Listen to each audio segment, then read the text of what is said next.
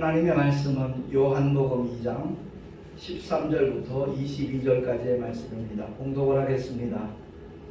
유대인의 유월절이 가까운지라 예수께서 예루살렘으로 올라가셨더니 성전 안에서 소와 양과 비둘기 파는 사람들과 돈 바꾸는 사람들의 앉은 것을 보시고 노끈으로 채찍을 만드사 양이나 소를 다 성전에서 내어 쫓으시고 돈 바꾸는 사람들의 상을 쏟으시며 상을 엎으시고 비둘기 파는 사람들에게 이르시되 이것을 여기서 가져가라. 내 아버지의 집으로 장사하는 집을 만들지 말라 하시니 제자들이 성경 말씀에 주의 전을 사모하는 열심히 나를 삼키리라 한 것을 기억하더라. 이에 유대인들이 대답하여 예수께 말하기를 내가 이런 일을 행하니 무슨 표적을 우리에게 보이겠느냐. 예수께서 대답하여 가라사대 너희가 이 성전을 헐라 내가 사흘 동안에 일으키리라. 유대인들이 가로되 이 성전은 46년 동안에 지었거늘 내가 3일 동안에 일으키겠느냐 하더라. 그러나 예수는 성전된 자기 육체를 가리켜 말씀하신 것이라. 죽은 자 가운데서 살아나신 후에야 제자들이 이 말씀하신 것을 기억하고 성경과 및 예수의 하신 말씀을 믿었더라. 아멘. 기도하겠습니다. 하나님 아버지, 오늘날 우리가 교회에서 예배를 드리면서도 성전과 교회의 차이점을 잘 분간을 못하고 있습니다. 이 한 시간을 통하여 구약의 성전과 신약의 교회는 전혀 다르다는 것을 다시 한번 깨닫게 해주셔서 우리가 드리는 예배는 율법 안에서가 아니라 복음 안에서 참된 자유함을 만끽하며 감사와 감격과 기쁨으로 드리는 예배라는 것을 바로 깨닫고 또한 삶 속에서 늘 체험할 수 있는 하나님의 자녀들로 살아가게 하여 주시옵소서. 말씀을 전하는 자 듣는 자 다 함께 큰 은혜 있기를 간절히 소망하옵고 우리 구주 예수 그리스도 이름으로 감사하며 기도하옵나이다. 아멘. 제가 지난주에 좀 교통사고가 났습니다. 그래서 이마 쪽에 약간 상처가 있는데 많은 분들이 기도해 주셔서 흉터로 남지 않을 것 같다라고 어제 의사가 얘기를 하더라고요. 아무튼 계속 기도해 주셔서 완전히 회복될 수 있도록 도와주시면 참 고맙겠습니다. 오늘 본문은 우리 주님이 헤롯 성전을 보고 이 성전을 헐라라고 말씀하셨습니다. 왜 헐라고 말씀하셨는가? 거기에 대한 의미를 모르는 분들이 참 많은 것 같아서요. 제가 지난주에 그 설날 되기 전전날 이제 대구에 내려갔다가 어머니 댁에 책꽂이에 꽂혀있는 책 한 권을 발견해서 굉장히 눈에 익은 책이더라고요. 그게 31년 전에 제가 목사 암수를 받는 해에 인쇄된 책이었어요. 그 책을 뭐 많은 생각하지 않고 한 번 더 읽어봐야 되겠다 하는 마음으로 이 성막의 계시라는 책을 제가 한 권을 갖고 왔습니다.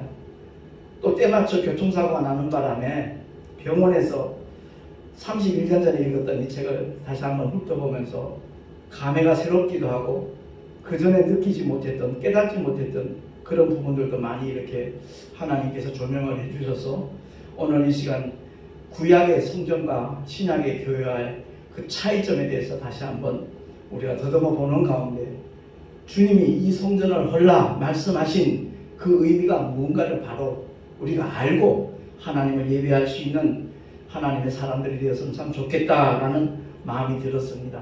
잘 아시다시피 가나 혼인잔치가 바로 주님께서 첫 번째 행하신 표적이거든요. 물이 포도주로 변하는 사건. 그 사건의 과정 속에서 물이 어떻게 포도주로 변했는지 그 과정을 아는 사람은 연회장도 모른다 그랬잖아요. 오직 그것을 지시한 예수의 모친 마리아와 그것을 수종들면서 받들었던 하인들만 어떻게 포도주가 탄생했는지 그 하나님의 역사가 일어난 것을 직접 경험한 믿음의 사람들은 다름 아닌 말씀대로 순종하는 사람이었다 하는 것을 우리가 깨달을 수가 있습니다. 근데 가나 혼인잔치의 그 표적을 행하신 다음에 주님께서는 솔로몬이 지은 그 예루살렘 성전과 스룹바벨 성전과 이어서 이제 헤롯이 46년 동안 지은 성전, 그 성전 안을 정화시키는 사건이 오늘 본문에 나와 있거든요. 강도의 구련을 만들었다. 주님이 말씀하죠. 그 6월절이 돼서 하나님께 제사를 드리기 위하여 소나 양을 끌고 오는 사람들이 있거든요. 먼 길을 오다 보면 다칠 수도 있고 병들 수도 있습니다. 그래서 그대로 제물로 바치지 못하는 그런 일들이 일어나다 보니까 소와 양과 비둘기 파는 사람들이 그 성전 안에 있습니다. 근데 너무 폭리를 취해요. 또 돈 바꾸는 사람들의 앉은 것을 보시고 라고 나와 있죠. 시중에서 사용하고 있는 화폐를 직접 드리는 것이 아니라 바꾸어야 환전을 해야 돼요. 거기에 또 폭리를 취하는 그 현상들이 일어나고 있었습니다. 그래서 주님이 노끈으로 채찍을 만드셔서 양이나 소를 다 성전에서 내어 쫓으셨고, 돈 바꾸는 사람들 상을 쏟으시며 상을 또 엎으시고, 비둘기 파는 사람들에게 말씀하시기를 이것을 여기서 가져가라. 내 아버지의 집으로 장사하는 집을 만들지 말라라고 명령을 하셨습니다. 그러고 나니까 유대인들이 예수께 말하기를 내가 이런 일을 행하니 무슨 표적을 우리에게 보이겠느냐. 물이 변화에 포도주가 된 사건 소문을 통해서 들었겠죠. 여기서는 어떤 표적을 보이겠느냐라고 질문하니까 주님이 하신 말씀이 너희가 이 성전을 홀라. 그리하면 내가 사흘 동안에 일으키리라. 이렇게 말씀하신 거죠. 다시 말해서 구약의 제사는 이제 끝냈다는 겁니다. 성전 예배가 아니라는 겁니다. 율법 아래서 드리는 제사, 그것은 하나님의 백성들이 아주 두렵고 떨리는 가운데서 제사를 드렸던 겁니다. 구약 성경에 보면 여기저기 그런 증거들이 나오죠. 출애굽기 30장 19절 21절 말씀해 보니까 주보에 있으니까 우리 합독을 하겠습니다. 시작. 아론과 그 아들들이 그 두문에서 수족을 씻되 그들이 회막에 들어갈 때 물로 씻어 죽기를 면할 것이요 단에 가까이 가서 그 직분을 행하여 화제를 여호와 앞에 사를 때에도 이와 같이 그 수족을 씻어 죽기를 면할지니 라고 모세를 통하여 하나님께서 명령을 하셨습니다. 그리고 실제로 그러한 사건이 일어나죠. 레위기 10장 1절과 2절 말씀입니다. 합독합니다. 아론의 아들 나답과 아비후가 각기 향로를 가져다가 여호와의 명하시지 않은 다른 불을 담아 여호와 앞에 분향하였더니 불이 여호와 앞에서 나와 그들을 삼키매 여호와 앞에서 죽은지라. 아멘. 이렇게 구약의 율법은 하나님의 백성들에게 허락한, 사실은 사도 바울이 그렇게 정의를 하잖아요. 죄와 사망의 법이라고 말합니다. 그 율법을 온전히 지켜서 하나님 앞에 의롭다 하심을 입을 육체는 이 세상에 하나도 존재하지 않습니다. 그렇기 때문에 하나님께서 죄와 상관없는 하나님의 독생자 예수 그리스도를 이 땅에 세상 죄를 지고 가는 하나님의 어린 양으로 보내신 사건이고요. 그래서 신약 성경에도 히브리서 12장 29절을 통하여 선언하기를 우리 하나님은 소멸하시는 불이심이라 라고 말합니다. 소멸하는 불. 죄를 가진 자들이 하나님과 대면할 수 없다는 거죠. 결코 오직 예수의 보혈로 죄 씻음 받은 거룩한 영혼, 달리 바꿔 말하면 하나님의 자녀된 권세를 가진 성도들만이 하나님을 향하여 정말 기쁨과 감사와 감격으로 예배할 수 있는 것이 오늘날 신약시대의 예배라는 것을 우리 모두가 깨달을 수 있기를 예수 이름으로 축원합니다. 그러니까 구약의 제사는 율법 아래서 거해지는 두렵고 떨리는 마음으로 드리는 그러한 일종의 예배라고 말할 수 있는 거죠. 구약의 제사는. 그런데 신약에 와서는 예수 그리스도의 십자가의 복음을 통하여 죄 씻음 받은 그야말로 구원받은 하나님의 자녀들이 그 구원의 기쁨과 감사함과 감격 속에서 정말 즐겁게 드리는 것이 예배라는 것을 성경은 말씀하고 있습니다. 그래서 사도 바울이 다시 한번 강조하죠. 로마서 5장 11절 말씀 합독합니다. 시작. 이뿐 아니라 이제 우리로 화목을 얻게 하신 우리 주 예수 그리스도로 말미암아 하나님 안에서 또한 즐거워하느니라. 아멘. 세상 사람들 나를 누구라 하더냐 했을 때 여러 가지 대답이 나오잖아요. 그게 정답이 아니니까 주님이 다시 묻습니다. 너희는 나를 누구라 하느냐? 그때 베드로의 대답이 뭡니까? 주는 그리스도시요 살아계신 하나님의 아들이시니라 하고 고백을 합니다. 그때 주님이 말씀하시기를 너는 베드로라. 내가 이 반석 위에 내 교회를 세우리니 라고 선언하셨습니다. 첫 번째 나오는 너는 베드로라 하는 것은 페트로스 남성 명사예요. 나중에 나오는 이 반석이라고 할 때 그 고백은 페트라입니다. 여성 명사예요. 교회는 여성 명사거든요. 근데 내 교회를 세우리니 했는데 정작 주님의 교회가 언제 탄생됩니까? 주님이 십자가에 피 흘려 죽으시고 부활 승천하신 다음에 오순절 마가다락방에서 주님이 약속하신 보혜사 성령 하나님이 임하시는 바로 그날 초대교회가 탄생했다는 것을 사도행전은 우리에게 보여주고 있는 겁니다. 그렇습니다. 오순절 마가다락방에 성령 받은 하나님의 사람들이 처음 탄생하게 되니까 그제서야 세상으로부터 부르심을 받은 자들, 그들을 가리켜 에클레시아라고 헬라어로 표기합니다. 다시 말해서 교회라는 거죠.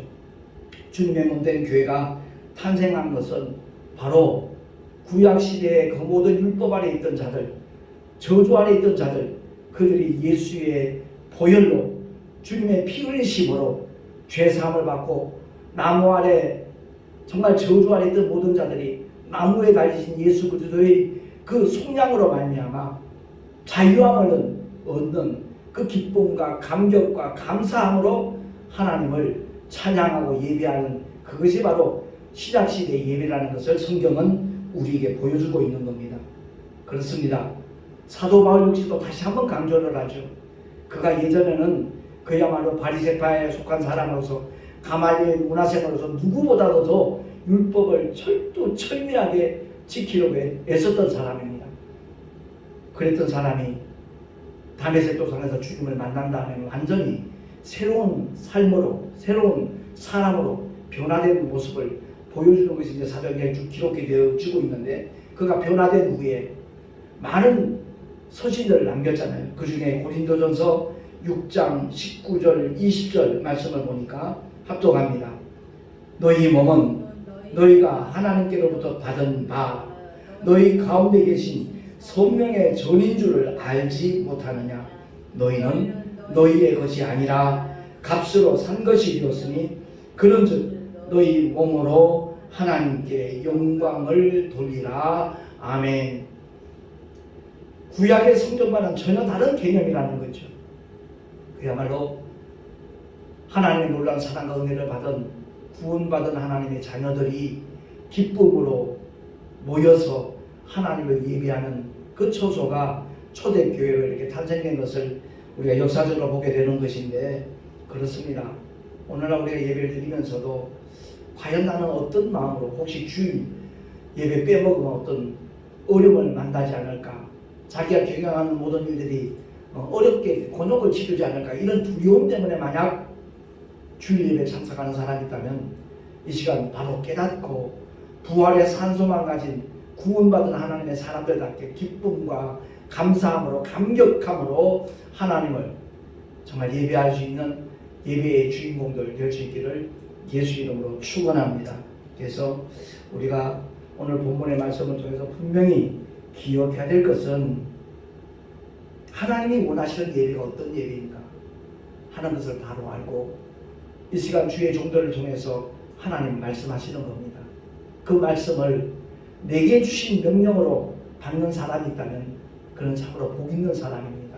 뿐만 아니라 주일 예배를 통하여 증거되는 하나님의 말씀을 신비에 심고 일주일 동안 세상에 나가 빛과 소금으로서 역할과 사명을 다 잘 감당한다라는 그 사람이 하나님 앞에 드리는 예배는 거룩한 산 제사가 되는 겁니다. 방금 우리가 공독했던 그 말씀처럼 너희는 너의 것이 아니라 값으로 산 것이 되었다고 했습니다. 그렇기 때문에 하나님이 자기 피로 값주고 사신 이 몸은 하나님의 성전이에요. 그래서 이 몸으로, 다시 말해서 하나님의 성전으로 하나님께 영광을 돌리는 삶을 살아가는 자들, 그들이 많아질 때 대한민국의 복음화는 훨씬 더 빨리 될 것이고, 그야말로 시험 들어서 세상으로 다시 나갔던 자들도 다시 깨닫고 돌아오는 생명의 역사, 구원의 역사가 분명히 일어나게 될 줄로 믿습니다. 주님이 약속하시는 그 말씀에 대하여 우리가 어떤 자세를 가지느냐 대단히 중요합니다. 정말 하나님의 말씀은 살아있고 운동력이 있다고 그랬잖아요. 처음에 이거 사고가 났을 때 의사 선생님은 이거 아무래도 흉터로 남겠다라고 얘기했어요. 제가 많은 분들에게 중보기도를 요청했습니다. 다른 건 아니라 정말 말씀을 전할 때마다 가장 먼저 보이는 것이 얼굴인데 화면에 비치는 것이, 그래서 더더구나 이마 쪽이라 흉터로 남으면 참 보기가 좀 안 좋을 것 같아요. 그래서 흉터 되지 않도록 많은 분들에게 중보기도를 드렸더니 어저께 다시 한번 치료를 하면서 담당 의사가 그러더라. 흉터로 남지 않을 가능성도 많아진 것 같다고 그렇게 얘기를 하더라고요. 그렇습니다. 우리가 정말 주님만 바라보고 의지하고 기대할 때 하나님께서 결코 우리를 실망시키시는 분이 아니라는 것 너무나 잘 알고 있잖아요. 일마다 때마다 주님을 기대하는 것, 그건 참으로 복된 삶인 줄로 믿습니다. 우리의 삶의 자리에서 끊임없이 하나님이 함께 계신다는 것을 기억을 할 때 우리는 결코 어떤 상황 속에서도 흔들리지도 않고 불안하지도 않고 두려워하지도 아니하고 정말 평안 속에서 하나님의 영광을 보게 되는 그런 삶이 영속으로 이어질 줄로 믿습니다. 분명히 우리가 예배하는 자로서 어떻게 자세를 취해야 될 것인가, 로마서 12장 1절에서 2절 말씀 너무 잘 아는 말씀인데 우리 한번 찾아서 다시 한번 내 마음판에 되새기면서 합독을 하도록 그렇게 하겠습니다. 로마서 12장 1절과 2절 말씀입니다. 찾으신 줄 알고 함께 합독을 하겠습니다. 1절과 2절 시작. 그러므로 형제들아, 내가 하나님의 모든 자비하심으로 너희를 권하노니 너희 몸을 하나님이 기뻐하시는 거룩한 산 제사로 드리라. 이는 너희의 드릴 영적 예배니라. 너희는 이 세대를 본받지 말고 오직 마음을 새롭게 함으로 변화를 받아 하나님의 선하시고 기뻐하시고 온전하신 뜻이 무엇인지 분별하도록 하라. 아멘. 이 말씀을 바꾸고 말하면 우리의 목회나 신앙생활의 주체가 내가 아닌 성령 하나님이 되셔야 된다는 말씀입니다. 하나님의 기쁜 뜻을 제대로 아시는 분은 성령 하나님밖에 없습니다. 그렇기 때문에 나의 어떤 경험이나 어떤 지식이나 이런 것들을 가지고 하나님의 뜻을 분별하리라 도전하는 것은 어리석은 모습입니다. 정말 끊임없이 나 옛사람 십자가에 못 박은 사람답게 오직 성령 하나님이 감동 주시는 대로 끊임없이 주님께 정말 나의 삶을 맡기기만 하면, 그리하기 위해서는 성령은 오직 진리의 영으로서 진리를 변호하시고 증거하시니까, 그래서 진리의 말씀인 신약 성경을 많이 보라고 저는 계속해서 권하는 것입니다.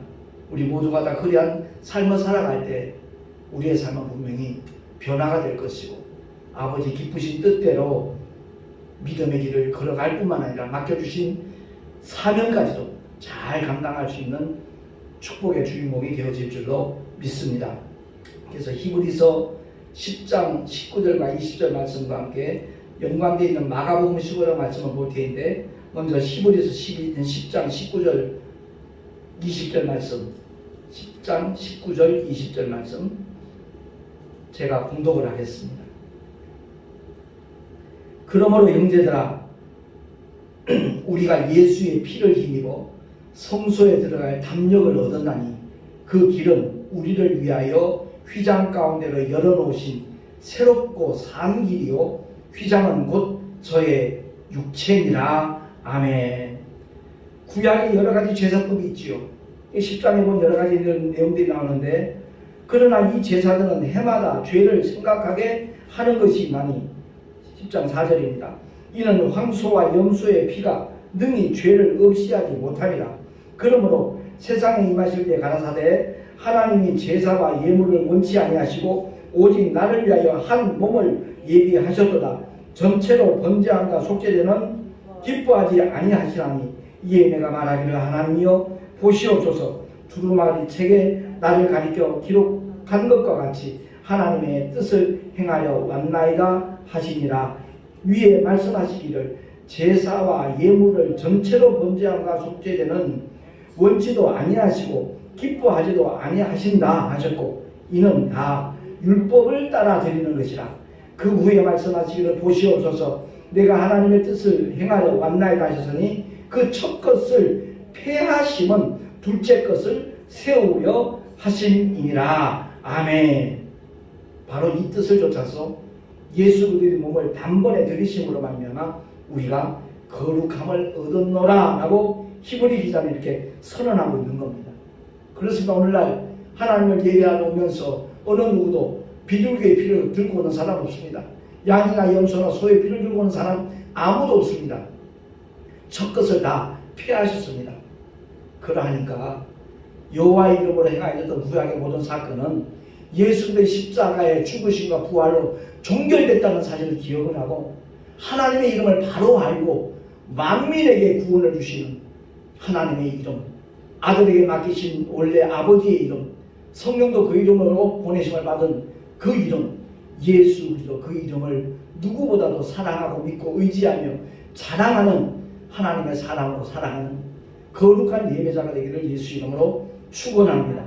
그래서 마가복음에 보면 마가가 그와 같이 증거를 하고 있습니다. 마가복음 15장 37절 38절. 이 휘장이 무엇인가 하는 것을 우리가 알아야 되거든요. 그러니까 성막에 보면 안뜰이 있고 그 안에 들어가면 성소가 있습니다. 그리고 지성소가 있거든요. 성소와 지성소 사이에는 휘장이 가려져 있습니다. 결코 아무도 들어갈 수 있는 곳이 아닙니다. 제사장만 들어갈 수 있는 곳인데 그것도 그냥 들어가는 게 아니죠. 번제단에서 그 다음에 물두멍에서 다 씻고 난 다음에 지성소로 들어갈 수 있는데 성소와 지성소에 가로막고 있던 그 휘장 마가복음 15장 37절 38절 말씀입니다. 한 목소리로 봉독을 하겠습니다. 시작. 예수께서 큰 소리를 지르시고 운명하시다. 이에 성소 휘장이 위로부터 아래까지 찢어져 둘이 되니라. 아멘. 성소와 지성소 가로막고 있는 휘장이 밑에서 찢은 게 아니에요. 위에서부터 아래로 찢어지는 겁니다.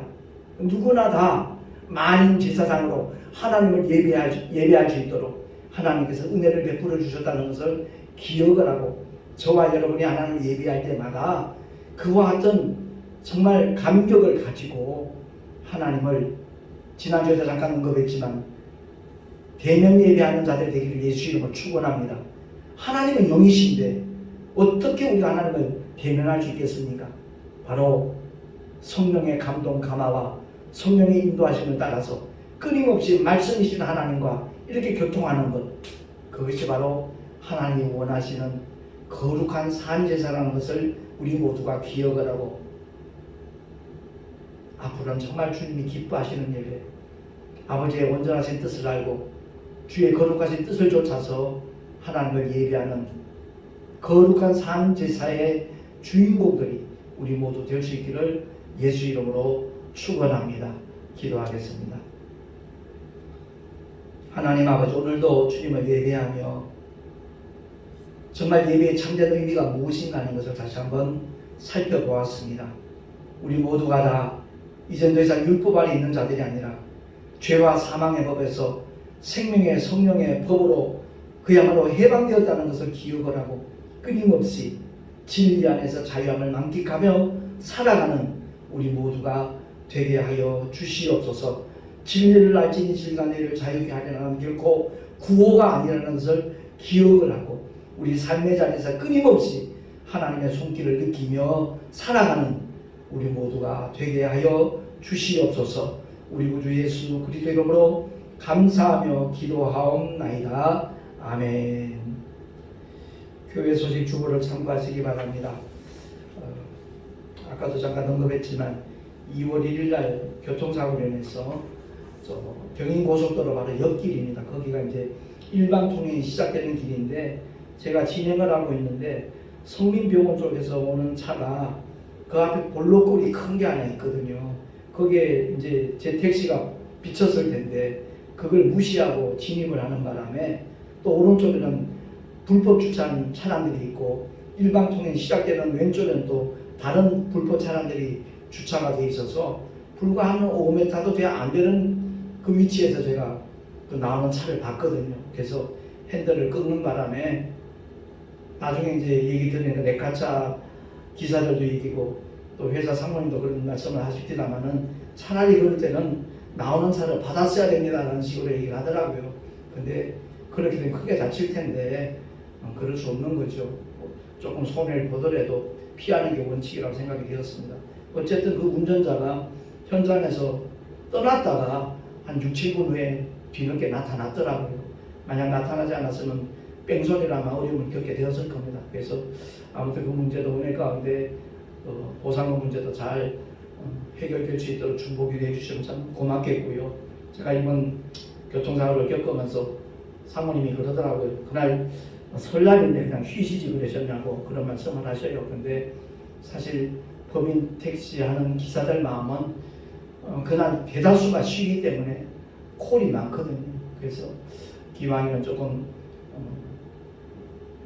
실적이 쌓여졌으면 좋겠다는 마음으로 일을 한 것이 아무튼 그런 결과로 나타났습니다. 부지불식간에도 하나님께서 지켜주시고 도와주셔서 이렇게 회복이 잘 되고 있는데 아무튼 위에서도 기도해 주시면 감사하겠고요. 함께 정말 같은 마음으로 기도해 주시길 원하시는 것은 다름이 아니라 제 건강이 허락하는 날 계속해서 택시 전도는 하고 싶거든요. 개인 택시가 허락될 수 있는 길이 열려지도록 함께 기도해 주시면 참으로 고맙겠습니다. 이번에 병원에 입원해 있으면서도 간호사들하고 다른 환자들에게 전단지를 계속 나눠주고 있는데 오늘도 내 집사람한테 좀 많이 좀 갖고 오라 그랬어요. 환자들이 꽤 많더라고요. 그래서 유튜브를 통해서 은혜 받는 사람들이 많이 생길 수 있도록 함께 기도해 주시면 참으로 고맙겠습니다. 드린 예물 위해 잠시 기도하고 축도로 예배를 마치겠습니다. 하나님 아버지 은혜를 감사합니다. 주님을 예배하면서 11조와 각종 헌물들을 주님 앞에 드렸습니다. 어느 곳에서 어떤 삶을 살아 가든지 간에 정말 주의 몸된 교회를 생각하는 택시 전도를 위해서 동참하는 하나님의 사람들의 손길이 있습니다.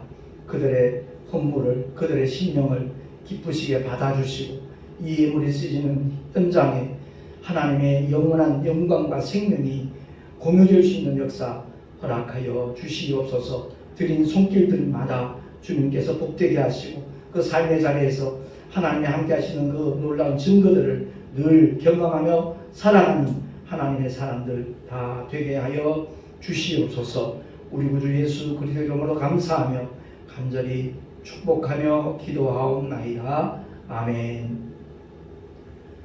이제는 우리 구주 예수 그리스도의 크신 은혜와 하나님 아버지 영원하신 사랑하심과 보혜사 성령 하나님의 내주교통 인도하심과 축복하심이 구약의 성전과 신약의 교회는 전혀 다르다는 것을 다시 한번 깨닫고 하나님을 정말 기쁨으로 감사함으로 감격함으로 예배하리라 결단한 하나님의 사람들 머리 위에 그 가정과 자녀들과 그 삶의 자리와 경영하는 모든 일들 위에 또한 주께서 피로 값주고 세우신 주님의 모든 교회들 위에 지금으로부터 영원토록 함께 있을지어다.